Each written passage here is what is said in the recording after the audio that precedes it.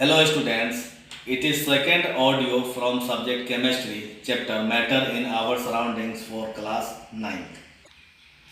Matter in our surrounding chapter से first audio में properties of solid के बारे में बताई गई थी और आज के ऑडियो में लिक्विड और गैस के प्रॉपर्टीज के बारे में बताई जाएगी। पॉइंट वाइज स्टडी हम लोग करेंगे।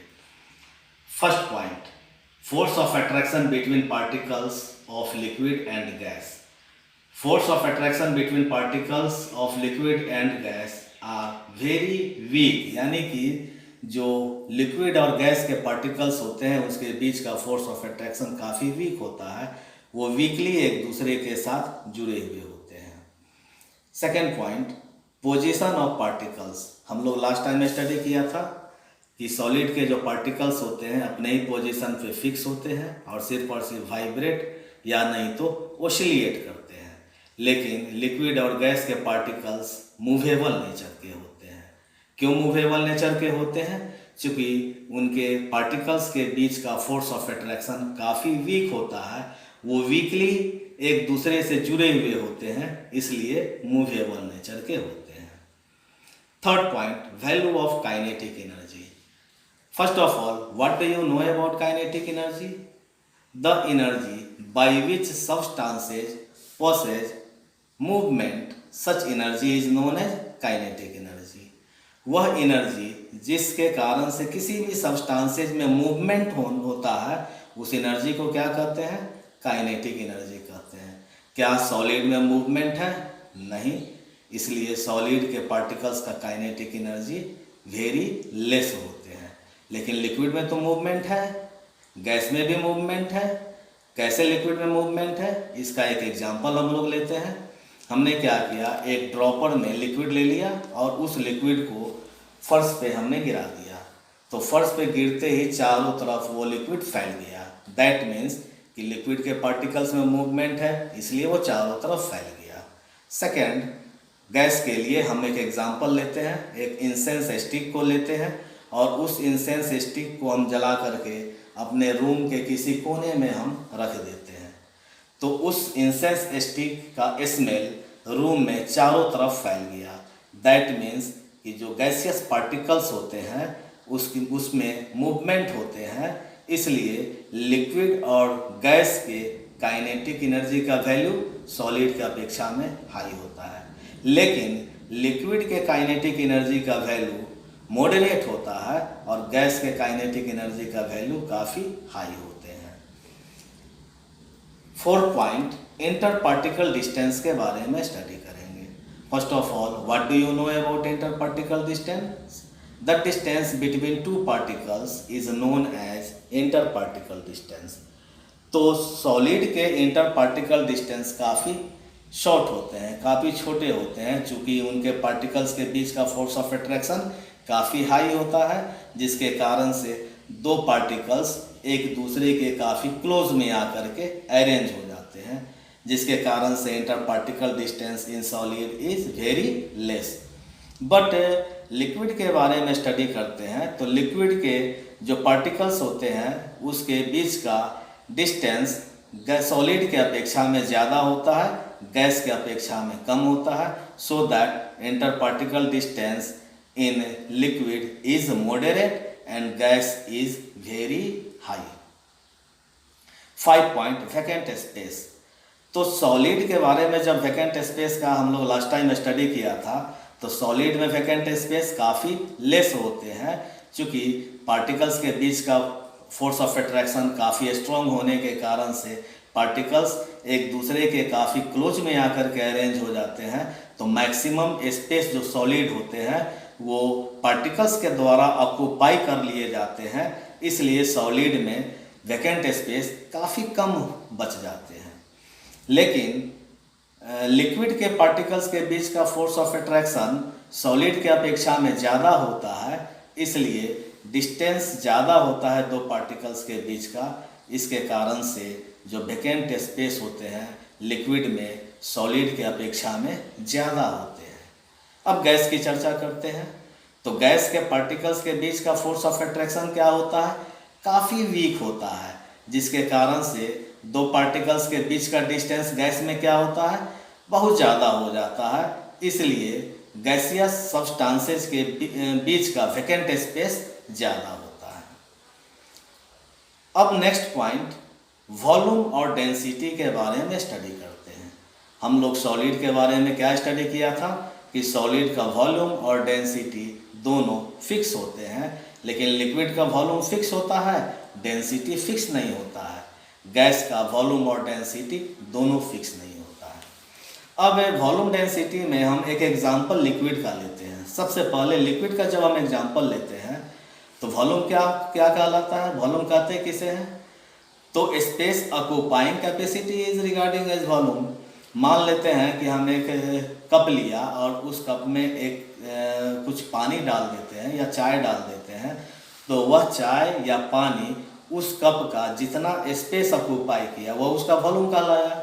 यानी कि लिक्विड का वॉल्यूम फिक्स होगा, गैस का वॉल्यूम फिक्स होगा, तो गैस का वॉल्यूम फिक्स नहीं होगा। क्यों नहीं होगा, तो हमने क्या किया, गैस सिलेंडर लिया, ऑक्सीजन गैस का सिलेंडर लिया और उस ऑक्सीजन गैस के सिलेंडर में हमने ऑक्सीजन को भर दिया, तो वह ऑक्सीजन उस सिलेंडर के इंटरनल पूरे स्पेस को वो कवर कर लिया। यानी कि गैस का वॉल्यूम किसके ऊपर डिपेंड किया, उस कंटेनर के ऊपर डिपेंड किया। इसलिए सॉलिड का वॉल्यूम फिक्स होता है, लिक्विड का वॉल्यूम फिक्स होता है, लेकिन गैस का वॉल्यूम फिक्स नहीं होता है। गैस का वॉल्यूम कंटेनर के ऊपर निर्भर करता है। डेंसिटी भी सॉलिड का फिक्स होता है, लेकिन लिक्विड और गैस दोनों का डेंसिटी फिक्स नहीं होता है। अब हम शेप के बारे में स्टडी करते हैं 7 पॉइंट में। तो सॉलिड का शेप फिक्स होता है, लेकिन गैस और लिक्विड का शेप फिक्स नहीं होता है। हम गैस और लिक्विड को जिस कंटेनर में डालेंगे, जिस सब्सटेंसेज में डालेंगे, वो उसी सब्सटेंसेज के शेप का हो जाएगा। मान लेते हैं लिक्विड को हमने ग्लास में डाला तो वो ग्लास के शेप का हो गया। गैस को हमने एक डिफरेंट डिज़ाइन वाले हम कंटेनर में डाल देते हैं तो उस डिज़ाइन का उसका शेप हो गया। लेकिन या हम क्या कह सकते हैं कि लिक्विड और गैस का शेप किसके ऊपर निर्भर करता है, तो लिक्विड और गैस का शेप कंटेनर के ऊपर निर्भर करता है। अब प्रश्न उठता है क्या कि लिक्विड और गैस का शेप फिक्स क्यों नहीं होता है, तो इसलिए फिक्स नहीं होता है क्योंकि लिक्विड और गैस के पार्टिकल मूवेबल नेचर के होते हैं, वो मूवमेंट करते रहते हैं इधर उधर, इस कारण से उसके शेप फिक्स नहीं होते हैं। नेक्स्ट 8 पॉइंट में melting point and boiling point के बारे में स्टडी करेंगे। First of all, what do you know about melting point? The temperature at which substances melt is regarding as melting point, and the temperature at which substances boil is known as boiling point temperature. तो solid के melting point और boiling point काफ़ी high होते हैं। इसलिए high होते हैं क्योंकि सॉलिड के पार्टिकल्स के बीच का फोर्स ऑफ अट्रैक्शन काफ़ी स्ट्रॉन्ग होता है, और इस कारण से उस स्ट्रॉन्ग फोर्स ऑफ अट्रैक्शन को तोड़ने के लिए हम एक्सटर्नल हाई एनर्जी सप्लाई करेंगे, इसलिए उसका मेल्टिंग पॉइंट और बॉइलिंग पॉइंट हाई हो जाएगा। लेकिन लिक्विड और गैस का मेल्टिंग पॉइंट और बॉइलिंग पॉइंट क्या होगा? लो होगा। लिक्विड का मॉडरेट होगा और गैस का वेरी लो होगा। तो सबसे पहले लिक्विड की चर्चा करते हैं। तो लिक्विड के पार्टिकल्स वीकली जुड़े हुए होते हैं, इसलिए हम कम एनर्जी सप्लाई करके उसके पार्टिकल के बीच का फोर्स ऑफ अट्रैक्शन को तोड़ सकते हैं। और गैस के जो पार्टिकल होते हैं वो काफ़ी वीकली जुड़े हुए होते हैं, इस कारण से उस फोर्स ऑफ अट्रैक्शन को तोड़ने के लिए हल्का सा एनर्जी देंगे, थोड़ी सी एनर्जी देंगे, उसमें वो टूट जाएंगे।